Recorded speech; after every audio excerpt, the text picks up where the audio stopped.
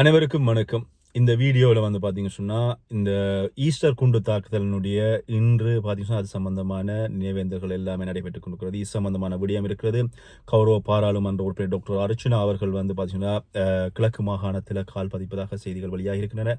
இது சம்பந்தமாக இருக்கிறது. அது மட்டுமில்லாமல் அவர் இந்த ஈஸ்டர் குண்டு தாக்குதல் சம்பந்தமான விஷயங்களை எல்லாமே வந்து சொல்லியிருக்கிறார். இது சம்பந்தமாக இந்த வீடியோவில் இன்னும் பார்ப்பதற்கு முன்பதாக என்னுடைய சேனலுக்கு புதிதாக வருபவர்கள் என்னுடைய சேனலை வந்து சப்ஸ்கிரைப் பண்ணிவிட்டு உள்ள வந்தீங்க தான் என்னுடைய பகிர்வுகளை நீங்கள் பார்க்க முடியும். இலங்கையினுடைய அரசாங்கம் சொல்லியிருக்கிறது, இந்த ஈஸ்டர் குண்டு தாக்குதல் சம்பந்தமாக துரித விசாரணைகள் நடைபெற்றுக் கொண்டிருக்கின்றன. இன்னும் ஒரு சில வாரங்களில் இதற்கு யார் பொறுப்பு, யார் இதனை செய்தார்கள் அப்படின்ற விஷயங்களை வந்து நாங்கள் உங்களோட பகிர்ந்து கொள்வோம் அப்படின்னு சொல்லியிருக்காங்க. அது மட்டும் இல்லாமல் இன்று வந்து பார்த்தீங்கன்னா இந்த ஈஸ்டர் குண்டு தாக்குதல் சம்பந்தமான அறிக்கைகள் அரசிடம் வந்து சமர்ப்பிக்கப்பட்டிருந்ததாக சொல்லியிருந்தார்கள். இதுக்காக பார்த்தீங்கன்னா விமல் பாராளுமன்றத்தினுடைய தலைவர் என்று சொல்லப்படுகின்ற விமல் திசநாயக்கா வந்து சொல்லியிருக்காரு. என்ன சொன்னால், இது சம்பந்தமான முழு விவரங்களும் வந்து இன்னும் ஒரு சில வாரங்களில் வந்து நாங்கள் யார் யார் இதுக்கு பின்னாடி இருந்தார்கள், யார் யார் இந்த தாக்குதல்கள் செய்தார்கள், இதுக்கு பின்புலம் என்ன, இதன விடயங்கள் எல்லாமே வந்து நாங்கள் இன்னும் ஒரு சில வாரங்களில் நாங்கள் தெரிவிப்போம் அப்படின்னு சொல்லியிருக்கிறார்கள். ஆனால் பாதிக்கப்பட்ட இடங்களில் பாதிக்கப்பட்ட மக்கள் இத்தனையோ வழிகளையும் சுமந்து தான் வந்து அந்த ஈஸ்டர் குண்டு தாக்குதல் இடம்பெற்றிருந்தது. அதில் இன்னும் சொல்ல போனால் இன்று வந்து பார்த்திங்கன்னா அதுக்கான திருப்பலிகள் எல்லாமே வந்து ஒவ்வொரு தேவாலயங்களிலும் கொடுக்கப்பட்டு கொண்டிருக்கிறது. அந்த இறந்தவர்களுக்காக வந்து ஒவ்வொரு தேவாலயங்களிலும் வந்து ப்ரே பண்ணி கொண்டிருக்காங்க. இந்த விஷயங்கள் எல்லாமே வந்து சமூக ஊடகங்களில் பகிரப்பட்டு கொண்டிருக்கின்றன. அது மட்டும் இல்லாமல் இன்னொரு விஷயம் என்னென்னு சொன்னால், இந்த கௌரவ பாராளுமன்ற உறுப்பினர் டாக்டர் அர்ச்சுனா அவர்களிடம் இது சம்பந்தமாக கேட்ட பொழுது கௌரவ பாராளுமன்ற அமைச்சர் டாக்டர் அர்ச்சுனா அவர்கள் சொன்ன விஷயம் என்னென்னு சொன்னால், இதுக்கு சரியான தீர்வு கிடைக்குமா அப்படின்னு சொல்லி நான் நம்பவே இல்லை. ஏற்கனவே பிள்ளையான் அவர்கள் கைது செய்யப்பட்டிருக்காங்க, பிள்ளையானுடைய சகாக்கள் கைது செய்திருக்கிறார்கள். ஆனால் அரசாங்கம் இவற்றுக்கெல்லாம் தீர்வு பெற்று தருமா அப்படின்றது எல்லாமே வந்து பொய்க்கு கதை. அவர்கள் வந்து தீர்வை பெற்று தர மாட்டார்கள். ஆனால் தீர்வு பெற்று தர வேண்டும் அப்படின்னு சொல்லி நான் எதிர்பார்க்கிறேன் அப்படின்ற வகையில் கௌரவ பாராளுமன்ற உறுப்பினர் அவர்கள் தன்னுடைய கருத்தை வந்து சொல்லுகிறார். அது மட்டும் இல்லாமல் இன்று எங்கேன்னு சொன்னால் கிழக்கு மாகாணத்தில் வந்து அவர்களுடைய கௌரவ பாராளுமன்ற உறுப்பினர் டாக்டர் அர்ச்சுனா அவர்களுடைய கட்சியினுடைய கூட்டம் ஒன்று நடைபெற்றுக் கொண்டிருந்தது. அது கட்சியினுடைய உறுப்பினர்கள் அறிமுகம் அல்லது வந்து அங்கே இருக்கின்ற எல்லாருமே என்னென்ன கட்டுப்பாடுகளுக்கு கௌரவ பாராளுமன்ற உறுப்பினர் டாக்டர் அர்ச்சனாவோடு சேர்ந்து பயணிப்பது, இது சம்பந்தமான விஷயங்கள் இன்று வந்து பார்த்தீங்கன்னு சொன்னால் பேசப்பட்டது. இந்த விஷயங்களை வந்து பார்த்தீங்கன்னா வேறு கட்சிகளில் இருந்து கூட அவர்களுடைய வேறு கட்சிகளில் இருக்கின்ற பிரிவினைகள் காரணமாக கௌரவ பாராளுமன்ற உறுப்பினர் டாக்டர் அர்ச்சனாவுடைய கட்சியில் இணைந்து அவரோடு சேர்ந்து பயணிக்கணும் அப்படின்னு சொல்லி புதிதாக வந்து இணைந்திருப்போகின்ற விஷயங்கள் எல்லாமே வந்து இடம்பெற்றிருக்கிறது. அது மட்டுமில்லை, அதுக்கு இது முடிய விட்டு மட்டக்களப்பிலேயும் வந்து இதே பிரச்சனைகள் மட்டக்களப்பிலேயும் வந்து பார்த்தீங்கன்னா ஊசி சின்ன வந்து ஒரு சுயேட்சை குழு அங்கேயும் வந்து வேட்புமனு தாக்கல் செஞ்சிருக்கிறது. அந்த ஊசி கட்சியினுடைய அந்த நபரும் வந்து பார்த்தீங்கன்னா கௌரவ பாராளுமன்ற உறுப்பினர் டாக்டர் அர்ச்சுனா அவர்களோடு சேர்ந்து பயணிக்க போகிறேன் அப்படின்னு சொல்லியிருக்கிறார். உண்மையில நல்ல ஒரு விஷயங்கள், நல்ல முன்னேற்றங்கள். அது மட்டும் இல்லாமல் நாளை காலை கௌரவ பாராளுமன்ற உறுப்பினர் டாக்டர் அர்ச்சுனா யாழ்ப்பாண பகுதிகளில் இடம்பெற்ற அவருடைய வேட்புமனு நிராகரிப்பு சம்பந்தமாக வழக்கு தாக்கல் செஞ்சிருக்கார். இதனுடைய வழக்கு நாளை மறுதினம் இருக்கிறது. நாளை மறுதினம் இந்த வழக்கு தாக்கல் முடிஞ்சதுக்கு அப்புறமாக டாக்டர் அர்ச்சுனா அவர்கள் மீண்டும் யாழ்ப்பாணம் சென்று அங்கே மக்களோடு பயணிக்க போவதாக சொல்லியிருக்கிறார். அது ஒரு புறம் இருக்கு. பார்த்தீங்கன்னா இந்த அண்மையில் இறந்த வரணி அந்த குறிப்பிட்ட சகோதரனுடைய மரணம் சம்பந்தமாக கௌரவ பாராளுமன்ற உறுப்பினர் டாக்டர் அர்ச்சுனா அவர்கள் தீர்வை பெற்றுத்தர வேண்டும் என்று சொல்லி அங்கிருக்கின்ற மக்கள் வேண்டி நிற்கிறார்கள். இது வந்து சம்பந்தமாக ஏற்கனவே நான் வெளியாகி அதனுடைய செய்தியை நான் அவங்களோட பகிர்ந்தது என்ன சொன்னால், அவ்வளோ அமைச்சர் இருக்கிறார்கள், தமிழ் தேசியம் பேசுகின்ற பாராளுமன்ற உறுப்பினர்கள் இருக்கிறார்கள், ஆளுங்கட்சியினுடைய பாராளுமன்ற உறுப்பினர்கள் இருக்கிறார்கள். யார் எப்படி இருந்தாலுமே வந்து கௌரவ பாராளுமன்ற உறுப்பினர் டாக்டர் அர்ச்சுனா தான் இதுக்கு தீர்வு பெற்றுத்தர வேண்டும் அப்படின்னு சொல்லி அங்கிருக்கின்ற மக்கள் வேண்டி நிற்கிறார்கள். இது சம்பந்தமாக கௌரவ பாராளுமன்ற உறுப்பினர் டாக்டர் அர்ச்சுனா தான் நாளை மறுதினம் இது முடிந்ததுக்கு அப்புறமாக யாழ்ப்பாணம் சென்று அவர்களுடைய பாதிக்கப்பட்ட குடும்பத்தை போய் சந்திக்க போகிறேன் அப்படின்னு சொல்லியிருந்தார். இதே மாதிரி அண்மையில் மல்லாவி நினைக்கிறேன், அங்கேயும் வந்து ஒரு சகோதரன் ஒருவர் வந்து கொலை செய்யப்பட்டிருந்தார். அங்கேயும் உடனடியாக டாக்டர் அர்ச்சுனா அவர்கள் போய் அங்கேயும் வந்து பார்த்தீங்கன்னா அந்த பெற்றோரை சந்தித்தது மட்டுமில்லை, இது சம்பந்தமான விஷயங்களும் தான் பாராளுமன்றத்தினுடைய விசாரணை குழுவுக்கு வந்து சமர்ப்பிக்கிறேன் மக்களுடைய பிரச்சனையாக அப்படின்னு சொல்லியிருந்தார். அதே மாதிரி தான் அண்மையில் இறந்த இந்த எங்களுடைய வரணி சகோதரனுடைய பிரச்சனைக்கும் வந்து கௌரவ பாராளுமன்ற உறுப்பினர் டாக்டர் அர்ச்சுனா யாழ்ப்பாணம் போயிட்டு அவர்களோடு சந்தித்து பேசியதுக்கு அப்புறமாக வந்து பாராளுமன்றத்தில் இது சம்பந்தமாக நான் கதைக்கிறேன், அது சம்பந்தமாக பாராளுமன்றத்தில் முறைப்பாடு செய்கிறேன் அப்படின்னு சொல்லியிருக்காரு. அந்த குடும்பத்தினரும் வந்து கௌரவ பாராளுமன்ற உறுப்பினர் டாக்டர் அர்ச்சுனாவுடைய வரவுக்காக காத்து கொண்டிருக்கிறார்கள். டாக்டர் அர்ச்சுனாவை தவிர யாரையுமே அவர்கள் நம்பவில்லை. அதில் வந்து பார்த்தீங்கன்னா இன்னும் நிறைய விஷயங்கள் வந்து அவர்கள் சொல்கிறார்கள். அந்த விஷயங்களுக்கு வந்து ஆதாரங்கள் தங்களிடம் இருப்பதாக சொல்லியிருக்கிறார்கள். ஆதாரங்களை தாங்கள் தருகிறோம் அப்படின்னு சொல்லியிருக்கிறார்கள். பார்க்கலாம் டாக்டர் அர்ச்சுனா அவர்கள் இது சம்பந்தமாக அடுத்த கட்டமாக என்ன நடவடிக்கைகள் எடுக்கிறார் அப்படின்றத வந்து நான் பொறுமையாக தான் பார்க்கணும். என்ன சொன்னால் சில விஷயங்களில் மக்கள் வந்து சொன்னாலும் கௌரவ பாராளுமன்ற உறுப்பினரிடம் சரியான சான்றுகள் கொடுக்காதனால தான் அவருக்கு ஏற்கனவே இந்த வழக்குகள் இருக்கிறது. அதனால் அவர் நேரடியாக சென்று சரியான ஆதாரங்களை எடுத்துக்கொண்டு இது சம்பந்தமான வழக்கு தாக்கல்களில் வந்து அவர் ஈடுபடுவார் அப்படின்னு சொல்லி எதிர்பார்க்கப்படுகிறது.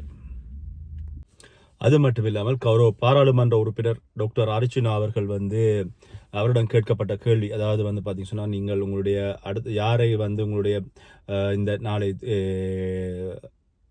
நீதிமன்றத்தினுடைய முடிவுகளுக்கு பின்னர் இந்த கட்சிக்கு வந்து நீங்கள் ஆதரவு கொடுக்க சொல்கிறீர்கள் அப்படின்னு சொல்லி கேட்ட ஒரு கேள்வி கௌரவ பாராளுமன்ற உறுப்பினர் டாக்டர் அர்ச்சுனா அவர்கள் தன்னுடைய கட்சி பாராளுமன்றத்தை மன்னிக்கவும் உள்ளாட்சி சபை தேர்தலில் வந்து கேட்காத பகுதிகளில் கௌரவ பாராளுமன்ற உறுப்பினர் கயந்திரன் அவர்களுடைய கட்சி எங்கெங்கு கேட்கிறதோ அந்த இடங்களில் வந்து அவர்களுக்கான வாக்குகளை வந்து நீங்கள் கொடுங்கள் அப்படின்னு சொல்லியும் நாளை இது சம்பந்தமான முடிவுகள் வந்து நாளை மறுதினம் வந்து தெரியும் அப்படின்னு சொல்லியிருக்காரு. இதில் இன்னும் ஒரு விஷயம் வந்து தேர்தல் திணைக்களம் வந்து என்ன சொல்லியிருக்குன்னு சொன்னால் இந்த எதிர்வருகின்ற 30ஆம் தேதிக்குள்ளே வந்து பார்த்தீங்கன்னா இந்த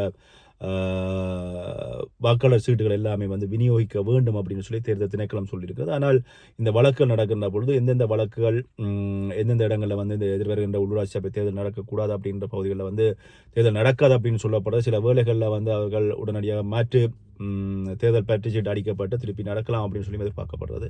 ஆனால் கௌரவ பாராளுமன்ற உறுப்பினர் டாக்டர் அர்ச்சுனா அவர்கள் சொன்ன விஷயம் என்னன்னு சொன்னால் தான் எங்கு கேட்காத இருக்கின்ற பகுதிகளில் வந்து நிச்சயமாக கயேந்திரகுமார் அவர்களுக்கு வந்து ஆதரவு அளிக்குமாறு சொல்லி கேட்டிருந்தார். ஆனால் டாக்டர் அர்ச்சுனாவை பொறுத்தவரையில் அவர் கேட்கின்ற அத்தனை தொகுதிகளில் வந்து தனக்கு வெற்றி வாய்ப்பு நிச்சயம் அப்படின்னு சொல்லி உறுதிப்பட சொல்லியிருக்காரு.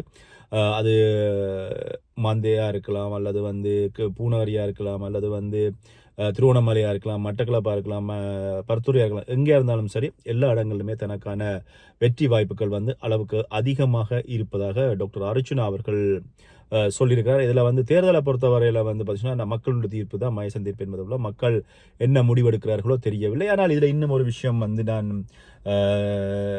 சொல்லணும் அப்படின்னு சொல்லி நான் யோசிக்கிறேன். இதை வந்து இங்கே பதிவு செஞ்சு விட்டு அது ஓரளவுக்கு மக்களுக்கு பிரயோசனமாக இருக்கும்.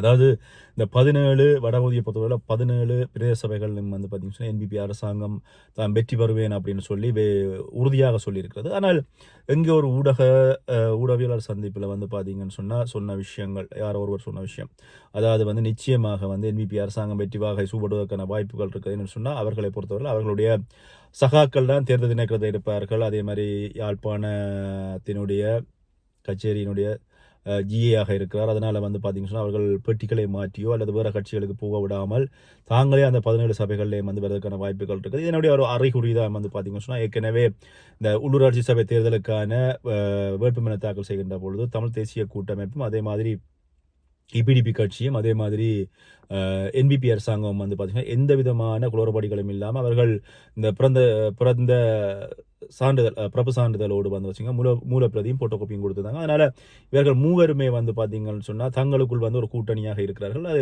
தமிழ் தேசிய கூட்டமைப்பை பொறுத்தவரையில் வந்து என்பிபி அரசாங்கத்தினுடைய ஒரு கட்சியாக தான் செயற்படுறது அப்படின்னு சொல்லி ஒரு நபர் சொல்லியிருந்தார். இதில் இன்னும் ஒரு விஷயம் வந்து பார்த்தீங்கன்னு சொன்னால் போட்டி யாருக்குன்னு சொன்னால் என்பிபி அரசாங்கத்துக்கும் தமிழ் தேசிய கூட்டமைப்புக்கும் அதே மாதிரி இபிடிபிக்கு தான் இருக்க போகிறது அப்படின்னு சொல்லி சொல்லப்பட்டது.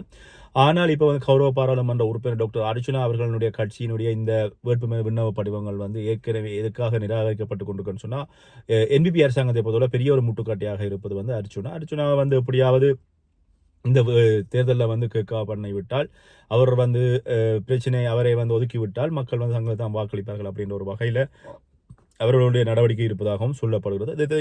இதனால தான் இந்த சாவகச்சேரியை வந்து குறிப்பாக டாக்டர் அர்ச்சனா சொல்கிற விஷயம் தன்னுடைய கோட்டை அங்கே வந்து யாருமே எதுவுமே செய்ய முடியாது அப்படின்னு சொல்கிற பொழுது சாவகச்சேரியை பிடிக்க வேண்டும் அப்படின்னு சொல்லி என்பிபி அரசாங்கம் முறையாக செயற்படுகிறது. அதாவது வந்து இறங்கி வேலை செய்கிறது அப்படின்னு சொல்லலாம். அது மட்டும் இல்லாமல் என்பிபி அரசாங்கத்தினுடைய எல்லா பாராளுமன்ற உறுப்பினர்களும் ஸ்ரீபவானந்த ராஜாவை நான் இங்கே இன்னும் காணவில்லை. நான் இளங்குமனா இருக்கலாம், அதே மாதிரி ரஜீவனா இருக்கலாம், அதே மாதிரி அமைச்சராக இருக்கலாம், அநேகமான இடங்களில் வந்து இறங்கி வேலை செய்கிறார்கள். எந்த ஒரு தமிழ் தேசியம் பேசுகிற பாராளுமன்ற உறுப்பினர்களும் வேறு எந்த ஒரு பாராளுமன்ற உறுப்பினர்களும் போகாத பகுதிகள் எல்லாம் வந்து இவர்கள் உடனடியாக ஒரு பிரச்சனை நடந்துச்சுன்னா அந்த இடத்துல போயிட்டு இறங்கி வேலை செய்கிறார்கள். நிச்சயமாக தங்களுடைய வெற்றி வாய்ப்பை கூட்டுவது மட்டும் இல்லாமல் அண்மையில ஜனாதிபதி வந்ததன் காரணம் என்னன்னு சொன்னால் இந்த அமைச்சர் சந்திரசேகரன் ஐயா அவர்களால் வந்து சில நேரங்களில் அவருடைய கதைகள் பேச்சுகள் காரணமாக மக்களுடைய வாக்குகள் தங்களுக்கு கிடைக்காமல் போனாலும் தங்களுக்கு வந்து பார்த்தீங்கன்னா தான் வந்து அந்த இடத்துல பிரதிநிதித்துவப்படுத்தி பேசுகின்ற பொழுது நிச்சயம் மக்கள் தனக்கான வாக்கை வந்து வழங்குவதற்கான வாய்ப்புகள் அளவுக்கு அதிகமாக இருக்கின்ற ஒரு நோக்கத்தை கூட ஜனாதிபதி அவர்கள் வந்து அண்மையில் யாழ்ப்பாணம் மன்னர் பகுதிகளில் பேசியதை வந்து நான் காணக்கூடியது. ஆனால் ஜனாதிபதி வந்து எல்லா இடமுமே இந்த முறை இந்த உள்ளூராட்சி சபை தேர்தலில் வந்து பிரச்சாரம் செய்து கொண்டிருக்கிறார். அவர் வந்து எப்படியாவது பார்த்தீங்கன்னு சொன்னால் உள்ளூராட்சி சபை தேர்தலில் தான் வெற்றி வாகை சூடிவிட வேண்டும். அது மட்டும் இல்லாமல் டாக்டர் அர்ச்சனாவுடைய கட்சி வரக்கூடாது, என்பிபி தான் வர வேணும் அப்படின்றத வடபகுதிக்கே வந்திருந்தார். உள்ளூராட்சி சபை தேர்தலில் வந்து என்பிபி அரசாங்கம் எல்லா இடமும் வந்து கைப்பற்றி விட்டால் உலக நாடுகளில் இருக்கின்ற இந்த வரி சலுகைகள்ல இருந்து அது மட்டும் இல்லாமல் வேறு இதர உதவிகள் வந்து இலங்கை கிடைக்கும். அதனால வந்து நாட்டை முன்னேற்றி விடலாம் அப்படின்றது கூட அவங்களுடைய நோக்கமாக இருக்கலாம். அது மட்டும் இல்லாமல் இன்னொரு விஷயம் வந்து பார்த்தீங்கன்னா ஐரோப்பிய ஒன்றியம் வந்து தொடர்ச்சியாக வலியுறுத்தி கொண்டிருக்கு இந்த பயங்கரவாத தடை சட்டத்தை நீக்கினால்தான் நாங்கள் வரிச்சலுகையை வந்து கொண்டு வருவோம் அப்படின்ற விஷயத்தை வந்து ஐரோப்பிய ஒன்றியம் வந்து தொடர்ச்சியாக சொல்லி கொண்டிருக்கிறது.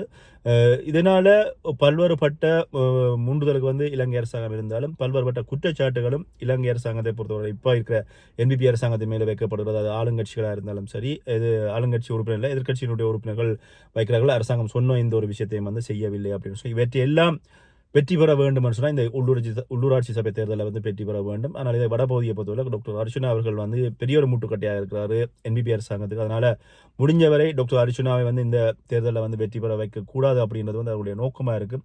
பார்க்கலாம். நாங்கள் இது சம்பந்தமாக தொடர்ச்சியாக தகவல்கள் கிடைக்கின்ற பொழுது எல்லா தகவல்களையும் முடிஞ்சவரை உங்களோட பகிர்ந்து கொள்கின்றேன். உங்களுடைய கருத்துக்களை பகிர்ந்து கொள்ளுங்கள். ஒரு சகோதரன் ஒருவர் சொல்லியிருந்த சகோதரா நீங்கள் சிலவாக சொல்கிறீங்க, டைம் கூட போகுன்னு சொல்லி. சிலர் வந்து நாங்கள் வேகமாக சொன்னால் வேகமாக சொல்கிறீங்கன்னு சொல்லுவாங்க. சிலர் வந்து நாங்கள் சிலவாக சொன்னால் சிலவாக சொல்லுவீங்க. என்னால் முடிஞ்ச வர எல்லாருக்குமே புரிகின்ற வகையில் வந்து நான் சொல்லிட்டு இருக்கிறேன். பார்க்கலாம். நன்றி. மீண்டும் இன்னொரு வீடியோ சந்திக்கின்றேன்.